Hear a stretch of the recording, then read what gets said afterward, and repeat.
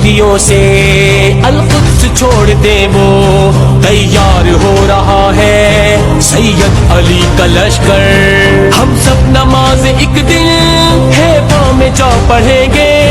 پورا یقین ہے اس پر ناظرین اس وقت ایران کی سڑکوں پر جوش ہے لوگوں کے چہروں پر خوشی اور مسکراہٹیں ہیں سچ تو یہ ہے کہ آج ایرانی قوم کا سر فخر سے بلند ہے کیونکہ ان کی فوج جھکی نہیں ڈٹی رہی ہر محاذ پر ہمت جرات اور استقامت کے ساتھ ہر حالت میں سپر پاور طاقت کے ساتھ اپنی لڑائی لڑتی رہی قرآن کے فرمان کے مطابق اور رحمان کے وعدے کے مطابق وَقُلْ جَاءَ الْحَقُّ وَذَاقَ الْبَاطِلُ إِنَّ الْبَاطِلَ كَانَ زَهُوقًا اور کہہ دو کہ حق آ گیا اور باطل مٹ گیا بے شک باطل مٹنے ہی والا ہے امریکہ اور اسرائیل نے پوری قوت اور طاقت لگا دی تھی لیکن ایران سے ابنائے ہرمز نہیں کھلوا سکا اپنے جدید ترین جنگی لڑاکا طیارے استعمال کیے دن رات بمباری کی لیکن ایران کو پھر بھی شکست فاش نہیں دے سکا اور ایران کو تمام تر ٹیکنالوجی یوز کرنے کے بعد بھی ایران کو چکا نہیں سکا اور دوسری طرف یہ بھی ایک کڑوا سچ ہے کہ ایران کے پاس ابھی جدید ٹیکنالوجی نہیں ہے لیکن تاریخ کے اوراق اٹھا کر دیکھیں تو ایمان کی طاقت نے ہمیشہ ٹیکنالوجی کو شکست دی ہے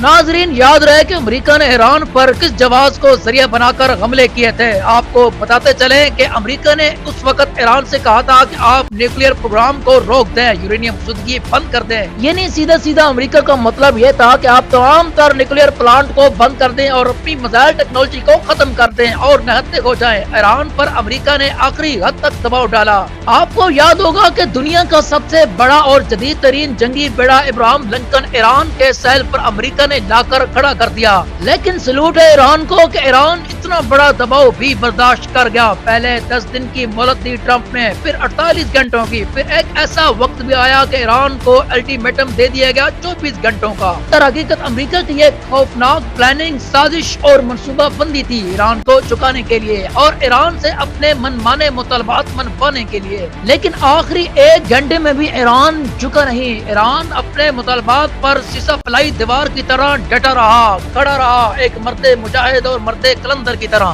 امریکہ کو اس بات کا بخوبی علم ہو چکا تھا کہ ایران کو چکایا نہیں جا سکتا تمام تر غربے استعمال کرنے کے باوجود تمام تر دباؤ ڈالنے کے باوجود ایران اب تک چکا نہیں حالانکہ ہم نے ایران کو ایٹمی حملے کی بھی دھمکی دی لیکن ایران پھر بھی نہیں جھکا اس کا مطلب یہ ہے کہ ایران جھکنے والوں میں سے نہیں ہے تب فیز 7 کے لیے امریکہ نے پاکستان سے رابطہ کیے پاکستان کو کہا کہ آپ ایران سے مذاکرات کی پیشکش کریں